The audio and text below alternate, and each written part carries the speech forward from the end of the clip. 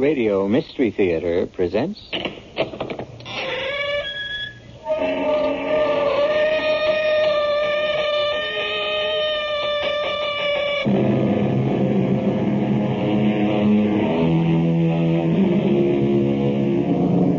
Come in. Welcome. I'm E.G. Marshall.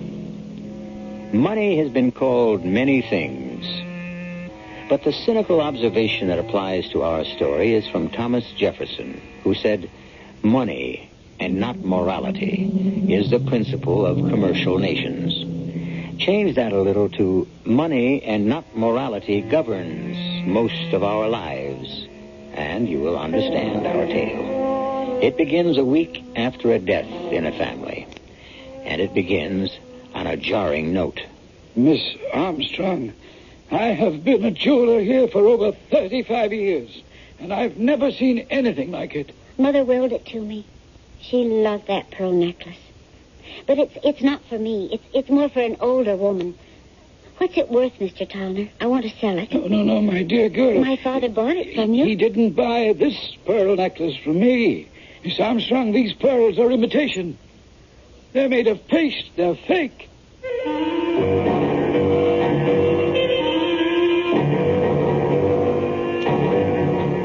Our mystery drama, Crime Casts a Shadow, was written especially for the Mystery Theater by Roy Windsor and stars Evie Juster and William Redfield. It is sponsored in part by Carrier Air Conditioning and Contact, the 12-hour cold capsule. I'll be back shortly with Act One.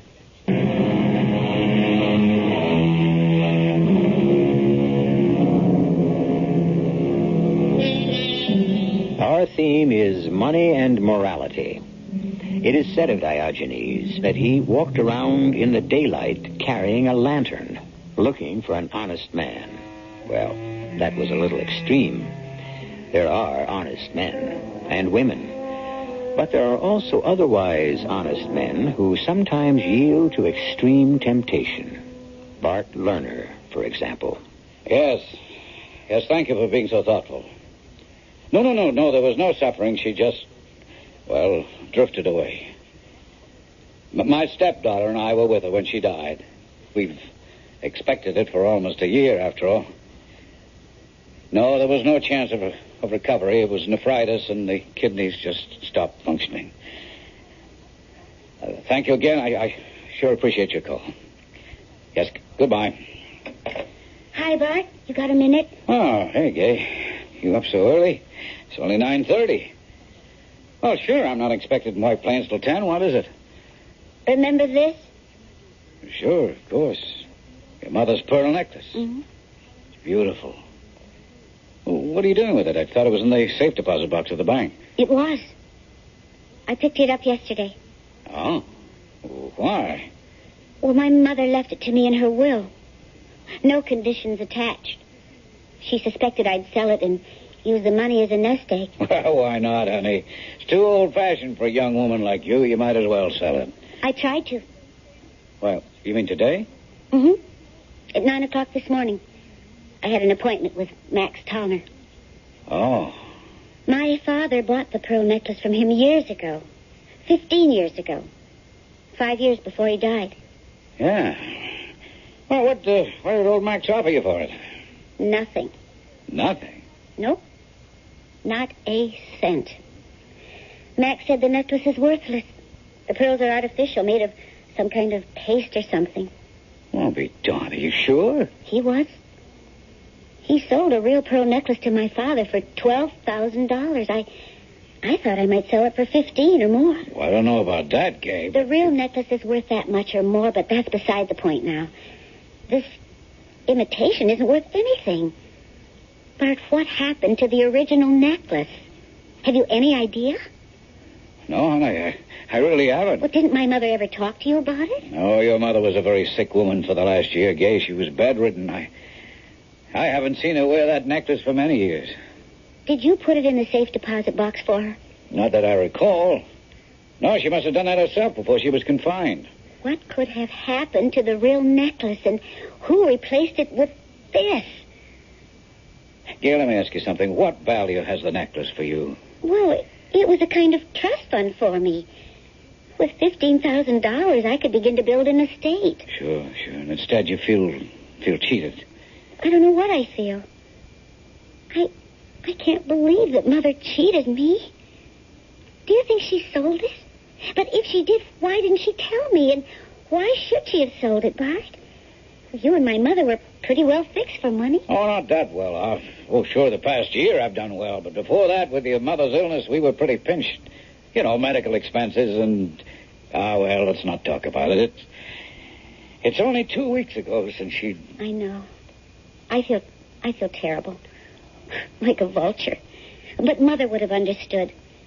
The necklace was left to me to keep or to sell. And now I can't do either. Could she have sold it? Sure, she may have. You say that, Bart, as if you know something you're holding back. No, it's nothing I know. But it is something you suspect, right? Well, I was puzzled at the time, I admit. I was thinking of taking out a second mortgage on the house to meet some large bills. And your mother objected strongly. You know how she was. Pay as you go and stay out of debt. I know, but if she sold the necklace, why didn't she tell me about it? Probably because she expected to redeem it. I really don't know, Gay. Well, I want to find out. Look, I tell you what. The necklace was worth, say $15,000, right? I know my father paid more than 10. And that amount of money was going to be your nest egg. Right. Okay, I'm going to make out a check for that amount and give it to you. What? No, I mean it. You'll have all your money, and we'll say no more about it. Well, but Now, not a word, honey. This is what your mother would have wanted. Oh, then you know she sold the necklace. I know nothing of the sort. All I know is that I never took a loan, and somehow the bills got paid. The nurse who stayed with us, the doctor bills, the hospital tests. Oh, sure, the insurance covered part of it, but almost half of the expenses we had to pay for. I insisted, she explained, but she just smiled, you know, the way she did, and said I wasn't to worry. I had enough to worry about with my contracting business. So you suspected she'd sold the necklace, huh? Your mother never would let the subject come up. I didn't realize. Now, look, it's all settled. Bart, I just can't let you Honey, give me... look at it this way. If your mother helped me out at a time when I sure needed help, I owe her whatever the necklace is worth today. We'll make it $15,000. The necklace was left to you. It's gone. Let's forget it. But I can't forget what I owe. I'll have a certified check for you for $15,000 when I come home from work. But I don't know what to say. I'm very fond of you, honey. I think of you as a daughter. Oh, and you know I'm fond of you. And all I can say is thank you. It's an awful lot of money. No, I done well this year. I don't think about it. Well, what do you suppose became of the real pearl necklace? Somebody bought it. Through the jeweler, Max Tallner? Maybe, or maybe it was sold direct. I wouldn't know. Why? Curiosity. I just can't imagine Mother selling it without saying anything. I thought we'd agreed to forget about it, Gay. Oh, I suppose I should, but, it bugs me. It's so unlike Mother. Well, there's nothing to do. Just forget it. I can't. I have to find out what happened to the real pearl necklace.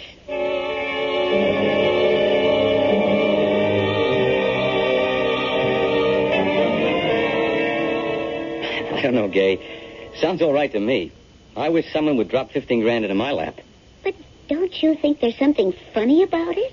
You're a lawyer. You ought to know something. Well, not the way you've explained it to me. A, your stepfather was pressed for money. Right.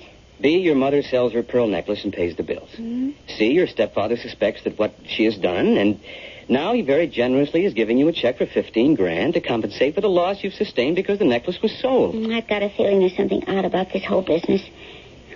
Would my mother have done something like this? You knew her, Press. Well, she certainly wasn't evasive or deceptive.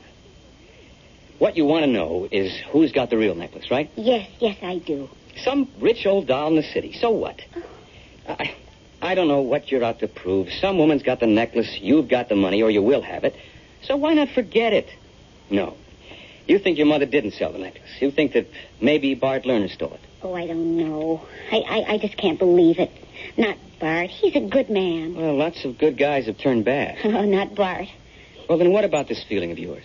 Well, it's also unsatisfactory. Now, listen to me. I telephoned Max Tolner, the jeweler, late this morning because Bart said maybe Max had bought the necklace from my mother. The answer is no. Max sold it to my father, but he hasn't seen it since, not in 15 years. So where could Mother have disposed of the thing? Well, maybe in the city. Lots of dealers. You mean fences, right? No, legitimate dealers. The necklace hadn't been stolen. Your mother owned it.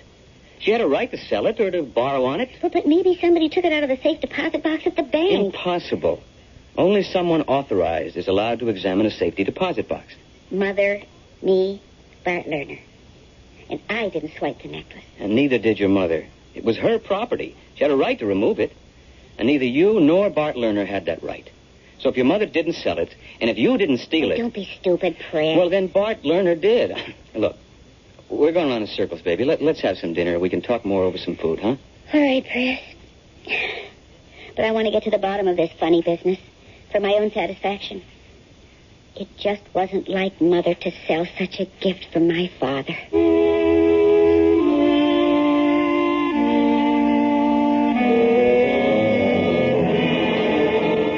Hello? Yes, this is Arnold Walling. Oh, why, yes, of course. Well, perhaps it could be arranged. Tonight? Oh, that sounds impossible. Well, let me see. It's almost 7 o'clock. You say she's out to dinner or then possibly the theater? Yes, I understand your problem. It's a matter of time. You will have a check? Yes, of course. I will return your call. I will do my best. Goodbye. And there goes my evening. But a fee is a fee.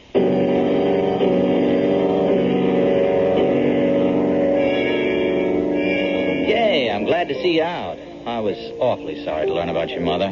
Thanks, Mike. How's the ambulance chaser? And how's the scandal monger? Sit down, Mike. Just for a second, Press. If Gay doesn't mind. Of course not. Oh, thanks. You all right, Gay? I think so. It was bound to come, so we were prepared for it. But it still leaves a big blank in our lives. Bart's and mine. Yeah. You gonna stay on with him? Oh, for a while. But I really want a place of my own. Well, what about this clod here? This Claude's going to marry the lady whenever she sets the date. Oh, Gay, don't. He's just after your money. I've just come into some, Mike. Don't tell him, baby. Don't you know that a reporter is like a ferret in a rabbit warren? Scrap of news and he pounces? Well, maybe he can help. Name it, Gay. Look, Mike, as a pal, give Gay a break, huh? And no story without her approval, all right? Cross my heart, Press. What's the story, Gay? Well, my mother left me a $15,000 pearl necklace. Wow. Wow was right. It was the real thing. Genuine. And when I had Max Tolner appraise it this morning, it turned out to be a fake.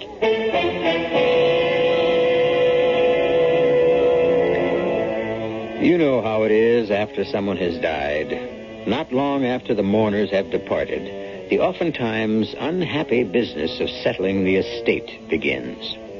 It's somewhat unusual, however, when a daughter discovers that a costly pearl necklace willed to her by her mother is worthless. Had the mother sold it? Perhaps. Had the stepfather sold it? More likely. But why? We'll find out when I return shortly with Act 2.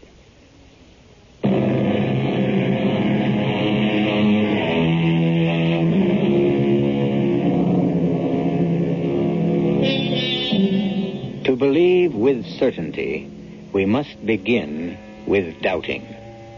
That was written a couple of 100 years ago. Nothing highly original about it. Common sense ought to teach us, if not to doubt, at least to question.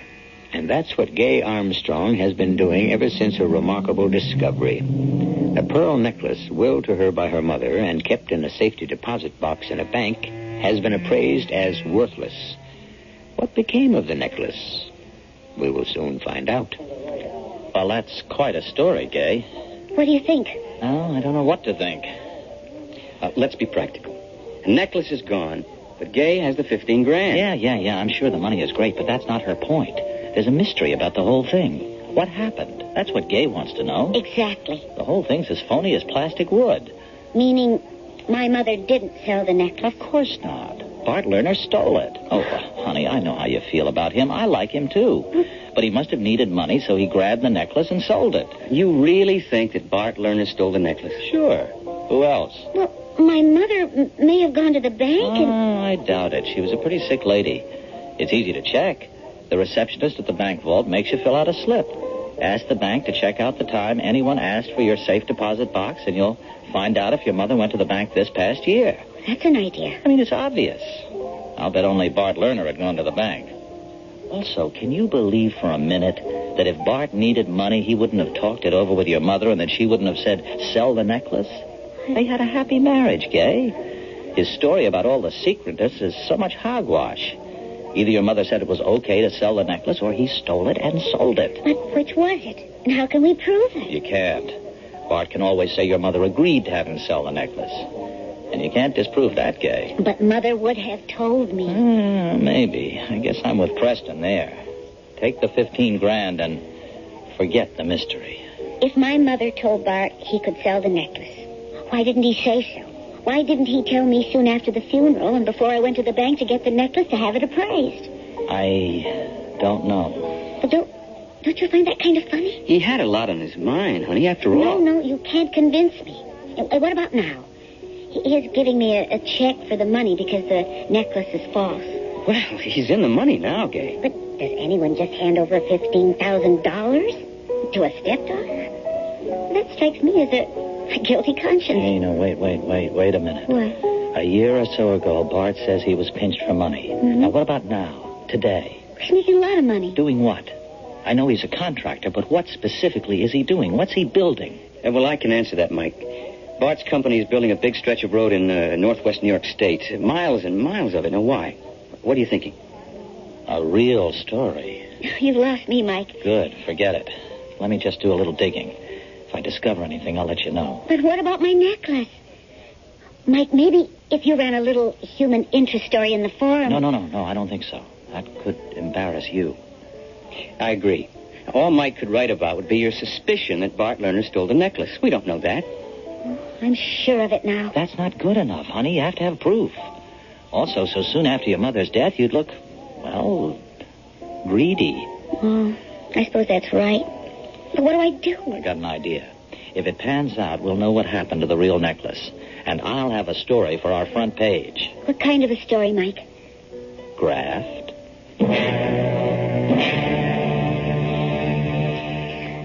Good evening, Mr. Worley. It is kind of you to see me, Mrs. Knight. I apologize for my late visit. 9:30? I'll be up for hours. Well, Mr. Worley, I'm intrigued by your visit.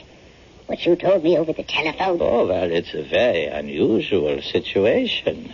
The original owner of the pearl necklace wants to buy it back. Isn't that what it comes down to? Yes. That's it. Well, may I ask why? Not that I'm willing to sell the necklace. It's an extraordinary piece, worth much more than we paid for it when we bought it from you. Oh, I realize that. I told you that it was an exceptional buy. And you were correct, for which we are very grateful. Thank you. I would say that the necklace today would bring as much as $25,000. Indeed. It is appreciated in value. Yes, I have a check here in that amount. I beg your pardon. Here is my check for $25,000, Mrs. Knight. But I have no idea of selling the necklace. I know that. You're being very mysterious. I will give you this check. You give me the necklace. Keep the check. Don't deposit it. In a few days, I will return with your necklace, and you will give me the check. I will tear it up and give you another check for $1,000. $1,000? For your cooperation. I have never heard of anything like this. Well, neither have I. I told you it is a very unusual situation. But it doesn't make sense. Why would the original owner want the necklace back for just a few days? I cannot tell you, Mrs. Knight. Perhaps when I return the necklace... What if I refuse to cooperate? Well, I will just report your refusal to my client. Well, there are some persons who shall we say, play rough. Are you threatening me, Mr. Walling? Oh, good heavens, no. The very idea of violence appalls me. Well, it sounded like a threat. Well, not from me. But if my client can't explain the disappearance of the pearl necklace to others, there's no telling how many persons might be hurt. Well, it's not only unusual, Mr. Walling. It's rather unpleasant. Oh, I agree. What if I turned the necklace over to my bank? Don't tell me these so-called strange men would break into the bank. Oh, no, certainly not. That would be crude and obvious. You frighten me. It frightens me, too. Why do you think I've given up my evening to pay you this visit? I've enjoyed meeting you again, but I'm not here by choice. I see. Then I really don't have a choice, do I? The police? Oh, they could protect you. Up to a point. It is incredible. Sickening. As if I were being watched and controlled by some kind of secret police. Well, Mrs. Knight? Give me your check. Oh, thank you. I will return the necklace in a few days. I'm sorry about this, Mr. Walling. Sorry for both of us. Excuse me.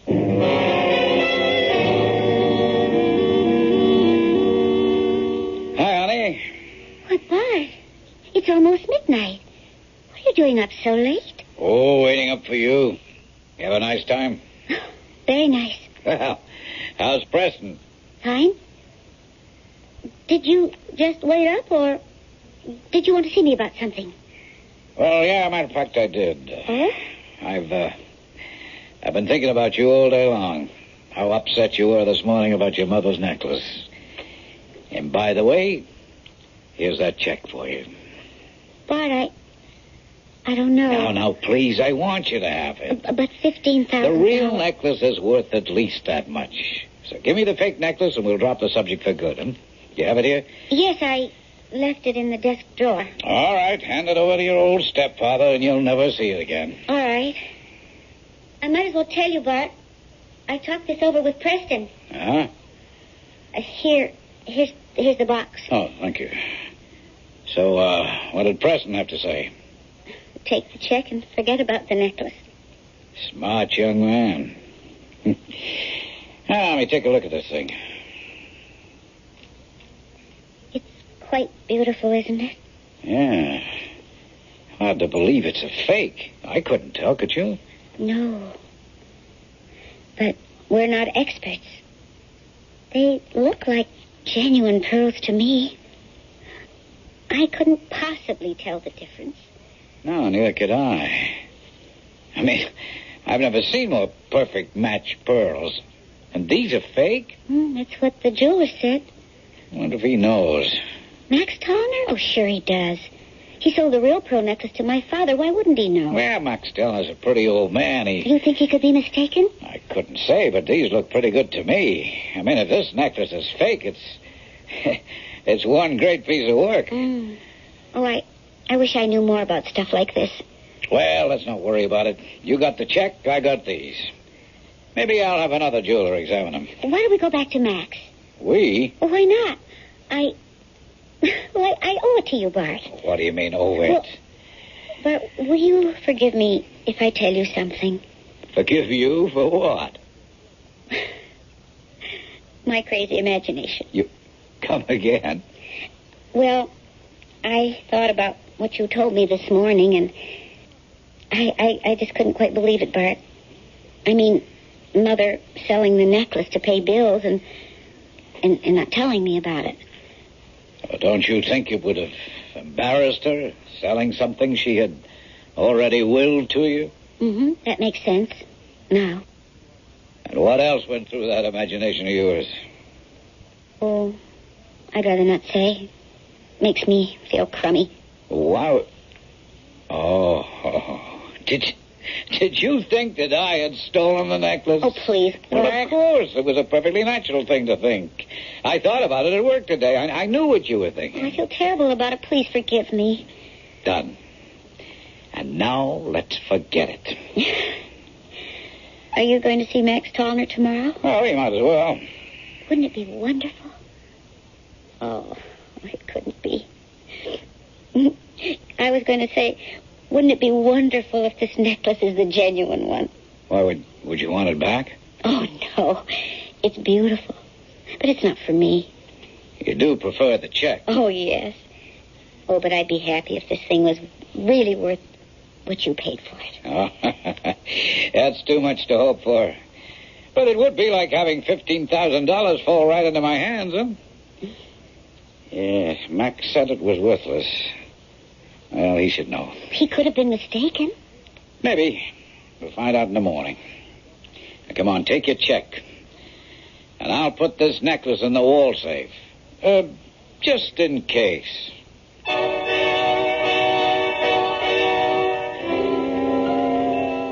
From what we've heard, that pearl necklace seems to be a rope of hemp around Bart Lerner's neck.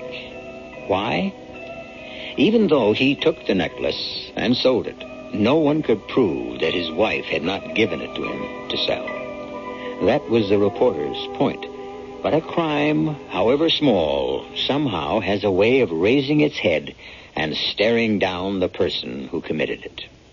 I still don't know what Bart's real crime was, but we'll find out when I return shortly with Act 3.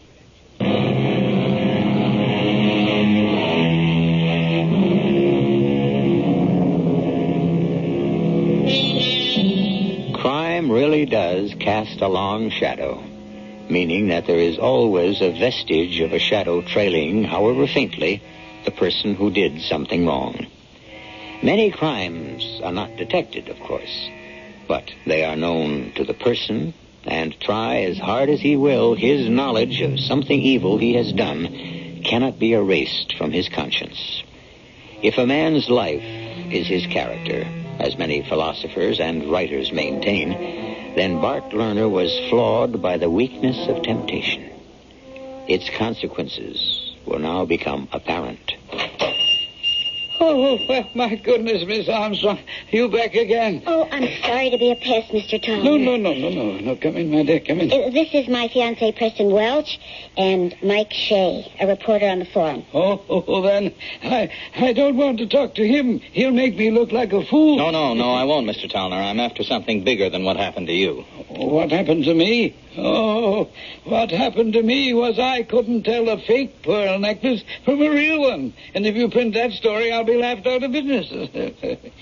I've already apologized to Miss Armstrong and to Mr. Lerner. Mr. Tallner, is there any doubt in your mind that the necklace you saw this morning, an hour and a half ago, is genuine? No, not a doubt in the world. Yesterday I looked at the same necklace and told Miss Armstrong the pearls were fake. No, you didn't, Mr. Tallner. I didn't. Well, I must be going crazy. You are the victim of a switch. The first necklace you saw was a fake. And last night, Bart Lerner and Miss Armstrong looked at it again. Lerner had his doubts about your appraisal. This morning they showed you the genuine pearl necklace.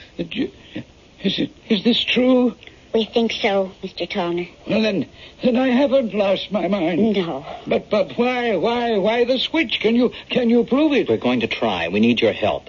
If you were going to sell the real pearl necklace, who would you take it to? Well, no one here in White Plains, I don't think. New York City, probably, yes. The big buyers and sellers are in the jewelry center down there. Uh-huh. Can you give me some names? Oh, there are so many. Becker, Taubner, Woling. It's Arnold Woling. He's very big. Uh-huh. He arranges many big deals and all legitimate. Press, hit the road and see what you can find out about, Okay, Arnold Woling. I'll go with you, Press. No, you won't. You get back to your job. I'll report back to Mike if I have any luck. And I've got reports coming in already. Reports? About what? Payola, baby. The truth about your pearl necklace could rock the state.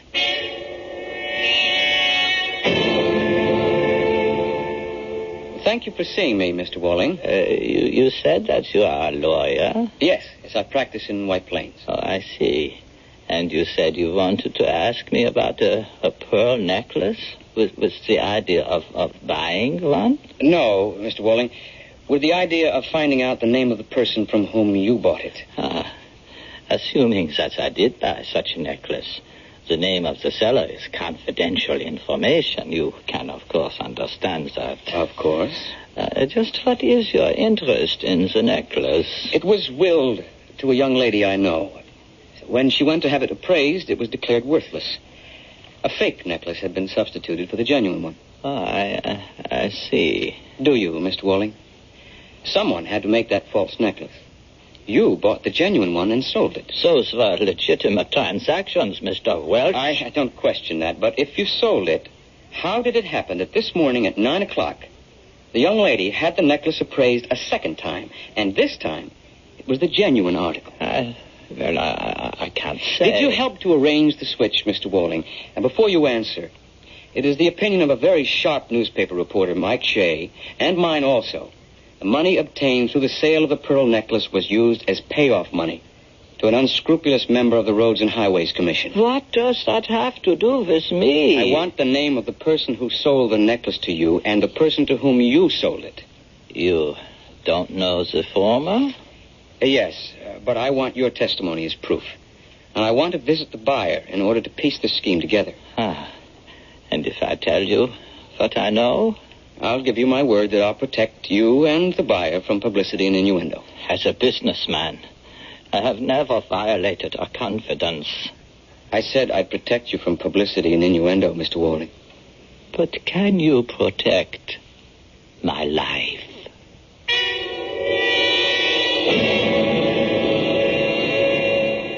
And that is all I know, Mr. Welch. Welch, is it? Yes. It's a beautiful necklace, Mrs. Knight. It is. It is.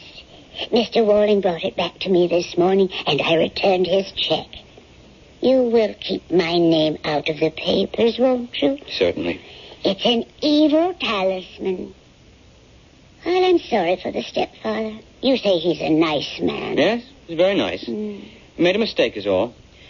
Not so much in selling the necklace to Mr. Walling, but in paying money to influence the paving contract. You know that for a fact? Just about.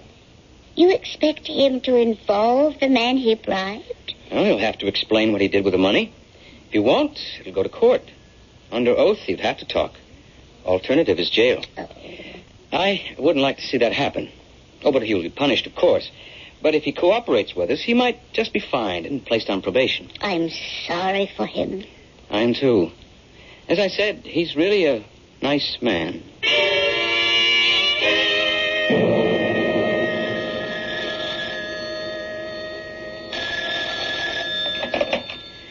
Bart Lerner speaking. What? Well, I can't believe... The story tonight's forum. Oh, I'll be ruined. No, of course not. Who telephoned you? Walling? Well, it knocks me out. Yes, well, let me explain, please, sir. Look, my stepdaughter had the necklace appraised this morning. It was the real one. She was happy. She kept the check I'd given her, and I returned the necklace to Walling. I thought the whole thing was over and done with. Yes, sir, I realize it isn't, but... Of course, sir. I'll protect you. Well, thank you. I'm going to need the best brains you can buy. I can't tell you how sorry I am. What do I do? What can I do?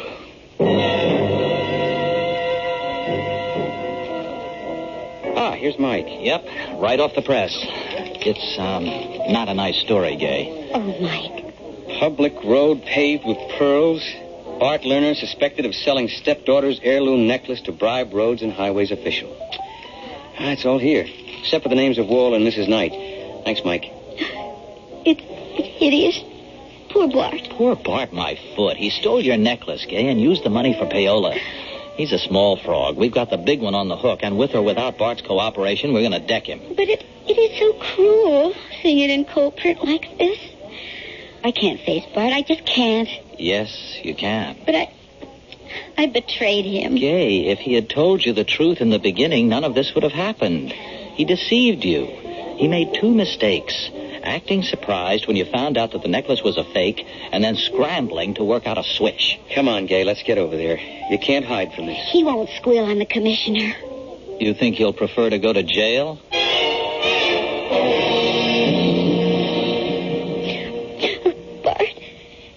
Bart, I'm so sorry. All right, baby, all right. Come on, don't cry. Sit down, Preston, Mike. Right, thank you.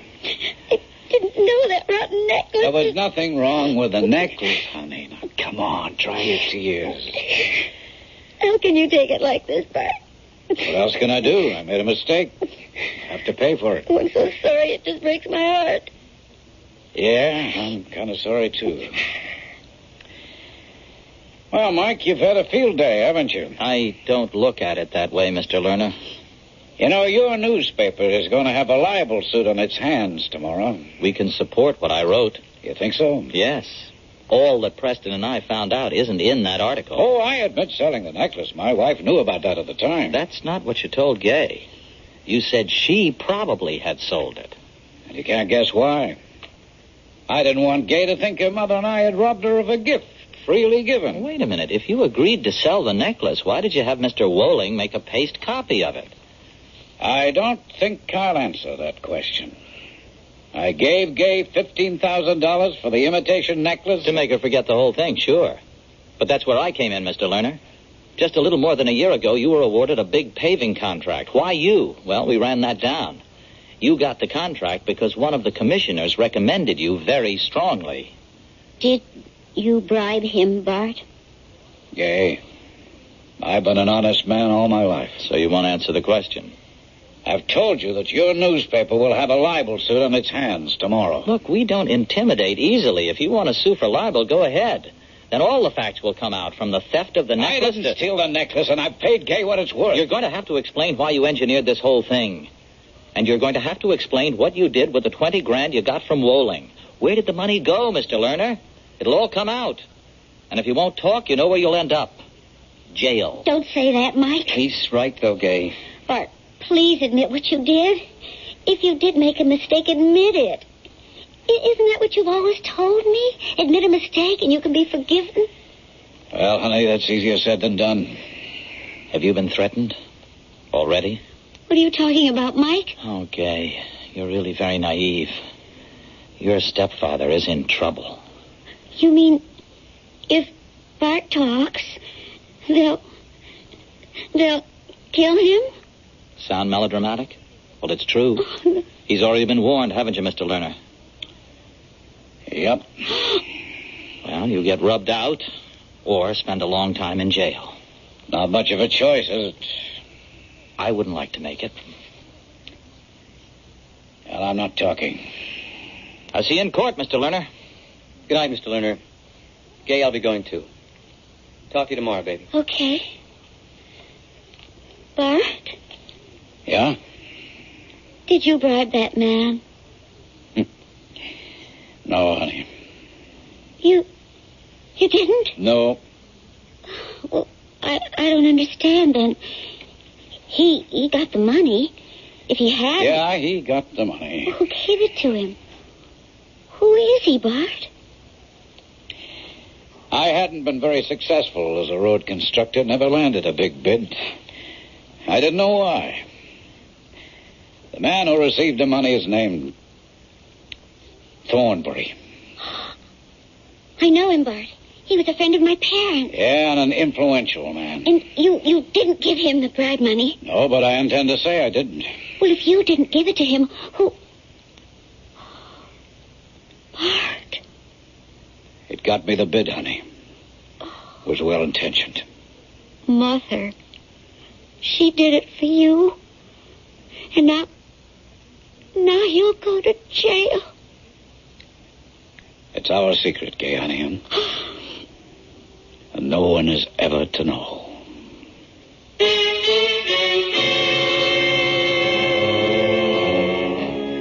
And so the long shadow of a loving intention, which was a crime, for bribery certainly is that, will imprison a guiltless man. Not if he'll tell the truth, but could he do that to the memory of his dead wife? and to the stepdaughter he loves. Quite a remarkable man, Bart Lerner. I shall be back shortly.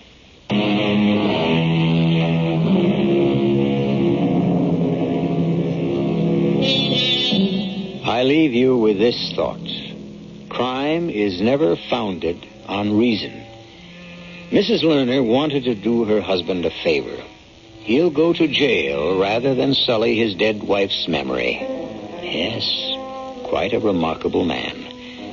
Our cast included E.V. Juster, William Redfield, J. Gregory, and Ian Martin. The entire production was under the direction of Hyman Brown. And now, a preview of our next tale. You don't remember me, Judge? Oh, who are you?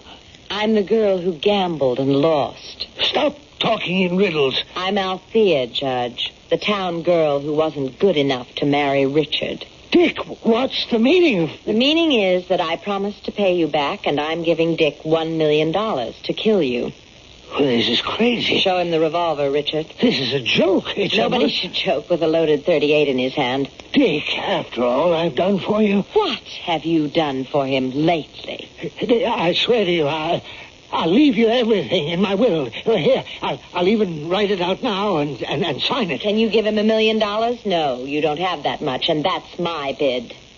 Dick, you can't kill me. I've known you since you were... Shoot him. Radio Mystery Theater was sponsored in part by Buick Motor Division and Anheuser-Busch Incorporated, brewers of Budweiser. This is E.G. Marshall inviting you to return to our Mystery Theater for another adventure in the macabre. Until next time, pleasant dreams.